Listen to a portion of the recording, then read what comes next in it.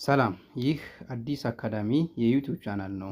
በአዲስ አካዳሚ የዩቲዩብ ቻናል በያላችሁበት ሆናችሁ በሀገር ውስጥም በሀገር ውጭም ሆናችሁ ትምህርታችሁን በኦንላይን መከታተል ትችላላችሁ። አዲስ አካዳሚ።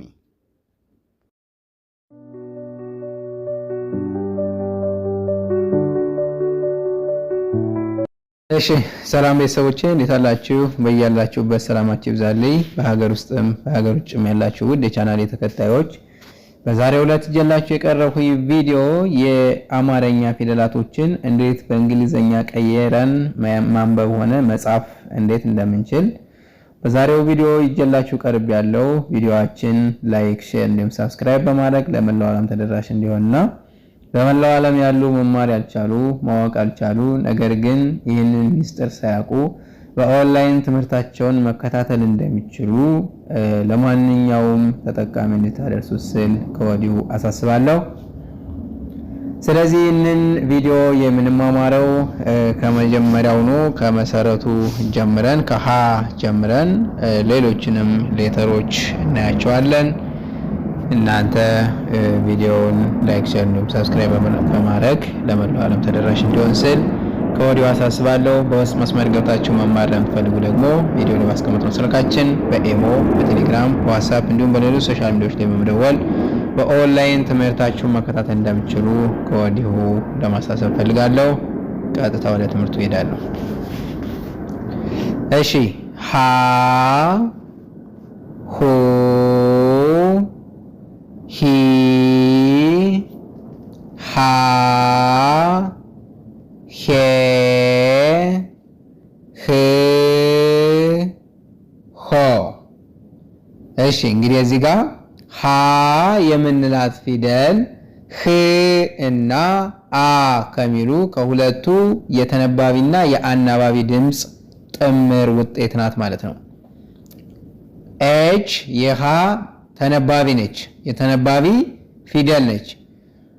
አ የምንላት ደግሞ የአናባቢ ድምጿ ነች። ስለዚህ ህ አ የምንለው በአንድ ላይ ሀ የሚል ድምፅ ፈጥሮልናል ማለት ነው።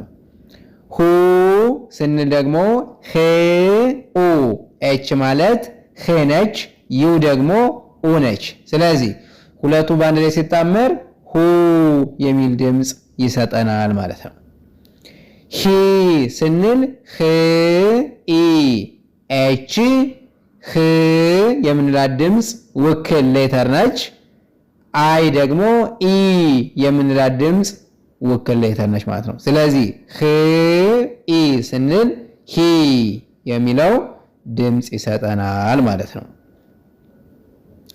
እሺ ሌላ ሀ ስንልም አሁን አራተኛ ላይ ደግመን ህ አ የሚል ድምፅ እናገኛለን። ህ ማለት የተነባቢ ድምፅ ነች። አ ማለት የአናባቢ ድምፅ ነች። ሁለቱ በአንድ ላይ ሲጣመሩ ሀ የሚል ድምፅ ይሰጠናል ማለት ነው። ህ ኤ፣ ህ ኤ እዚህ ጋር አይ ኢ የሚለውን ኢ የምትለዋን መውሰድ ይቻላል። ስለዚህ ህ ኤ ስንል ህ የምንላት የተነባቢ ድምፅ ናት። ኤ የምንላት ደግሞ የአናባቢ ድምፅ ናት። ሁለቱ ሲጣመር ሄ የሚል ድምፅ ይሰጠናል ማለት ነው። ስድስተኛ ላይ ህ ስንል ኤችን ብቻ እንጠቀማለን። ያ ማለት ህ የሚለውን ድምፅ የምትወክልልን ማነች? ኤች ስለሆነች። ከዚህ ምን እንረዳለን? የተነባቢ ድምፆች መሰረቱ የስድስተኛ ፊደል ድምፅ ነው ማለት ነው። ስለዚህ ሌሎችን ፊደላቶች የተለያዩ ድምፅ ያላቸውን ፊደላቶች እዚህ ምሳሌ ከሃ እስከ ሆ ያሉትን ከህ ውጪ ያሉትን ፊደላቶች የድምፅ አመጣጣቸው ከዚች በመነሳት ነው ማለት ነው። ምን በመጨመር የአናባቢ ድምፆችን በመጨመር እነዚህን የተለያዩ ድምፆችን መስርተናል ማለት ነው። ሰባተኛ ላይ ስንሄድ ሆ ስንል ደግሞ ህ ኦ፣ ህ የተነባቢ ድምፅ፣ ኦ የአናባቢ ድምፅ። ስለዚህ ሁለቱ ሲጣመር ሆ የሚል ድምፅ ይሰጠናል ማለት ነው። ሌላ ለ ስንል ደግሞ ል ል የተነባቢ ድምፅ፣ አ የአናባቢ ድምፅ። ሉ ስንል ል ኡ፣ ል የተነባቢ ድምፅ፣ ኡ የአናባቢ ድምፅ ሲዋሃዱ ሉ የሚል ድምፅ ይሰጠናል ማለት ነው። ሊ ስንል ል የተነባቢ ድምፅ፣ ኢ የአናባቢ ድምፅ በአንድ ላይ ሲዋሃድ ሊ የሚል የአናባቢና የተነባቢ ድምፅ ይፈጥሩልናል ማለት ነው።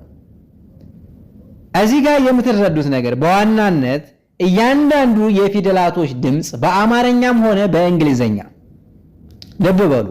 የአማርኛ ተማሪዎች ልትኖሩ ትችላላችሁ፣ ልታዳምጡ ትችላላችሁ። ይሄንን አማርኛ ስትማሩም ሀ የምትባለዋ ወይም ለ የምትባለዋ ፊደል የሁለት ድምጾች ጥምር ውጤት ናት። ይህን ልታውቁና ልትረዱ ይገባል። ዝም ብለን ሀ ብቻ ብለን መሄድ ብቻ አይደለም።